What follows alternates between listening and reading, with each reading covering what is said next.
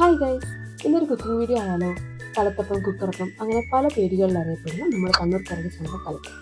ഇതുപോലെ നല്ല സോഫ്റ്റായിട്ട് നാരുകളോടെ എങ്ങനെ സിമ്പിളായിട്ട് ഉണ്ടാക്കിയെടുക്കാമെന്ന് നോക്കാം. അതിനായിട്ട് ഈ ഒരു കപ്പിൽ പച്ചരി 2 ഗ്ലാസ് 3 മണിക്കൂർ നേരത്തേക്ക് കുതിർത്തി വയ്ക്കുക. അപ്പോൾ നന്നായി കുതിർന്ന് കിട്ടിയിട്ടുണ്ട്. ഇതുപോലെ എളുപ്പം പൊടിഞ്ഞ് കിട്ടുന്ന വിധത്തിലായിട്ടുണ്ട്. അതിനുശേഷം ഇതൊരു മിക്സിയുടെ ജാറിലേക്ക് മാറ്റാം. നന്നായിട്ട് അരിച്ചൊഴിക്കുക. ഇവിടെ ഒരു 3 ടേബിൾ സ്പൂൺ ചോറ് എടുത്തിട്ടുണ്ട്.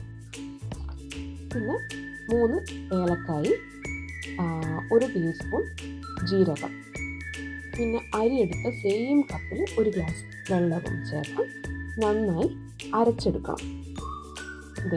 നന്നായിട്ട് അരഞ്ഞു കിട്ടിയിട്ടുണ്ട്. അതൊരു പാത്രത്തിലേക്ക് മാറ്റുക.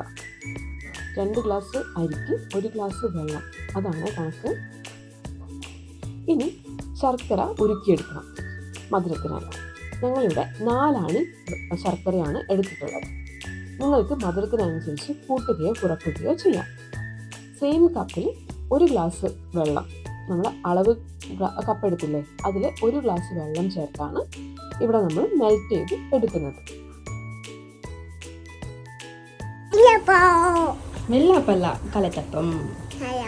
ഇനി ഉരുക്കിയെടുത്ത ശർക്കര ചൂടോടെ തന്നെ നേരത്തെ മാറ്റി വെച്ച അരപ്പിലേക്ക് ഫിൽട്ടർ ചെയ്ത് ഒഴിക്കുക. ശേഷം നന്നായി യോജിപ്പിക്കുക. 1/4 ടീസ്പൂൺ അപ്പക്കാരവും 1/2 ടീസ്പൂൺ ഉപ്പും ചേർത്ത് നന്നായി മിക്സ് ചെയ്ത് എടുക്കണം. ഇനി നമുക്ക് ഈ ഒരു മിക്സ് റെസ്റ്റ് ചെയ്യാനായിട്ട് മാറ്റി വെക്കാം. ഇനി നമ്മളിത് പാകം ചെയ്യാൻ പോകുന്നത് കുക്കറിലാണ്. അതുകൊണ്ട് ഇതിന് കുക്കറപ്പം എന്നൊരു പേര് കൂടിയുണ്ട്. ഇനി നമുക്ക് കുക്കർ നന്നായിട്ട് ചൂടായ ശേഷം 2 ടേബിൾ സ്പൂൺ വെളിച്ചെണ്ണയും 1 ടീസ്പൂൺ നെയ്യും ഒഴിക്കുക. അതിലേക്ക് നമുക്ക് തേങ്ങാക്കൊത്തും ചെറിയുള്ളിയും ഒന്ന് വഴച്ചെടുക്കാനുണ്ട്. നല്ല നേരിയതായിട്ട് അരിഞ്ഞിട്ടുള്ള തേങ്ങാക്കൊത്തും പിന്നെ ഒരു 4-5 ഉള്ളി, അത് കുനുകുനാ ചെറുതായിട്ട് അരിയാം.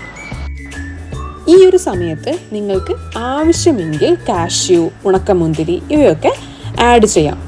ഈ ഒരു സെയിം എണ്ണയിൽ തന്നെ നമുക്ക് വാട്ടിയിട്ട് എടുത്ത് മാറ്റി വെക്കുകയാണ് ചെയ്യേണ്ടത്. അപ്പോൾ നമ്മുടെ ഉള്ളി ഇവിടെ റെഡി ആയിട്ടുണ്ട്. ഇനി ചെയ്യേണ്ടത് ഓൾറെഡി പാകം ചെയ്ത് എടുത്തു വെച്ചിട്ടുള്ള തേങ്ങാക്കൊത്തും ഉള്ളിയും കുറച്ച് അടിവശത്തായി ഇട്ട് കൊടുക്കുക. അതിനുശേഷം നമ്മുടെ മാവ് ഇതുപോലെ കംപ്ലീറ്റ് ഒഴിക്കുക കേട്ടോ. ഒഴിക്കുക. അതിനുശേഷം ബാക്കി വന്ന തേങ്ങാക്കൊത്തും ഉള്ളിയും ഇതിലേക്ക് വിതറി കൊടുക്കാം. പ്രത്യേകം ശ്രദ്ധിക്കേണ്ട ഒരു കാര്യം എന്ന് വെച്ചാൽ നമ്മളിത് ഒഴിക്കുന്ന സമയത്ത് ഫ്ലെയിം ഫുള്ളിലാക്കി വേണം വയ്ക്കാൻ വേണ്ടിയിട്ട്. ഇനി നമുക്ക് കുക്കർ മൂടി വയ്ക്കാം. കുക്കർ മൂടുമ്പോൾ ശ്രദ്ധിക്കുക, നമുക്കിവിടെ വിസിലിൻ്റെ ആവശ്യം വരുന്നില്ല. മൂടി വെച്ചതിന് ശേഷം ഫ്ലെയിം ലോ ഫ്ലെയിമിലേക്ക് മാറ്റാം. നന്നായിട്ട് ടൈറ്റായിട്ട് മൂടിയ ശേഷം ഒരു 20 തൊട്ട് 25 മിനിറ്റിനുള്ളിൽ നമുക്കിതുപോലെ ആവി വരുന്നതായിട്ട് കാണാൻ പറ്റും. ഇനി ഫ്ലെയിം ഓഫ് ചെയ്ത് 10 മിനിറ്റ് മാറ്റി വെച്ചതിന് ശേഷം നമുക്ക് തുറന്ന് നോക്കാം. ഇതുപോലെ നല്ല സോഫ്റ്റ് ആയിട്ടുള്ള അപ്പം റെഡിയായി കിട്ടും.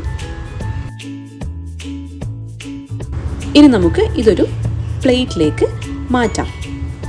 ഇവിടെ ഒരാൾ ഭയങ്കര ഇഷ്ടമാണ്, അതുകൊണ്ട് ചുറ്റിപ്പറ്റി തന്നെ നിന്നുകൊണ്ടിരിക്കുക. ഇനി കുക്കർ കമഴ്ത്തി വെച്ച് നമുക്ക് ഇതൊരു പ്ലേറ്റിലേക്ക് മാറ്റാം. നല്ല സോഫ്റ്റ് ആയിട്ടുള്ള നാരോട് കൂടിയിട്ടുള്ള അപ്പം റെഡിയായി കിട്ടിയിട്ടുണ്ട്. സിമ്പിൾ റെസിപ്പി അല്ലേ, എല്ലാവരും ഒന്ന് ട്രൈ ചെയ്ത് തന്നെ നോക്കണം കേട്ടോ. നല്ല ഫ്ലഫി ആൻഡ് സോഫ്റ്റ് ആയ കലത്തപ്പം ഇവിടെ റെഡി. ഈവനിങ് സ്നാക്സ് ആയിട്ട് എളുപ്പത്തിൽ ഈ ഒരു ഐറ്റം നമുക്ക് കുക്ക് ചെയ്തെടുക്കാം.